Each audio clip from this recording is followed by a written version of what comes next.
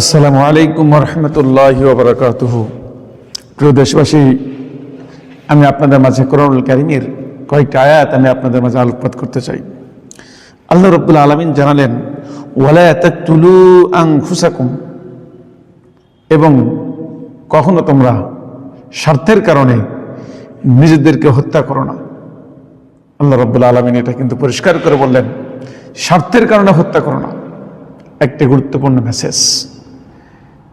এরপরে জানানো হলো, ওয়া মান ইয়াফআল যালিকা উদওয়ানান ওয়া যুলমা, পরিষ্কার করা হলো যে কেউ বাড়াবাড়ি করে ও জুলুম করতে গিয়ে এই নরহত্যার কাজটি করে, অর্থাৎ স্বার্থের কারণে, বিনা কারণে, ভোটের কারণে, টাকা পয়সা লেনদেনের কারণে যদি কেউ এই হত্যার কাজটি করে, আল্লাহ রাব্বুল আলামিন জানায় দিলেন, ফাসাউফা নুসলিহি নারা, অচিরেই আমি তাকে আগুনে পুড়িয়ে দেব।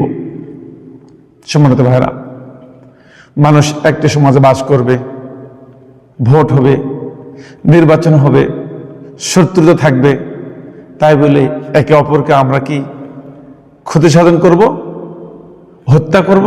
না, বরং এটা না করে আমরা যদি ক্ষমার দৃষ্টিতে দেখি, আল্লাহ রাব্বুল আলামিন হাবিব সাল্লাল্লাহু আলাইহি ওয়াসাল্লাম বলেছেন, আল্লাহ বলেছেন, যারা মানুষকে ক্ষমা করে তারা হলো সবচাইতে বড় সৌভাগ্যবান।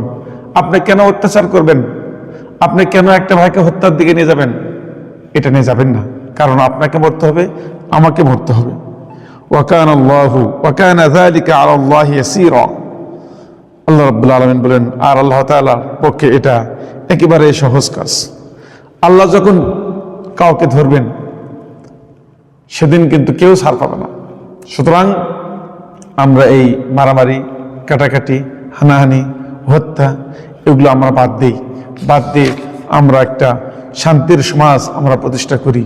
কারণ ইন্নামাস সাবিলু আলাল্লাযীনা ইয়াজলিমুনান নাস, অভিযুক্ত হচ্ছে তাদের উপর যারা মানুষদের উপর অত্যাচার করে।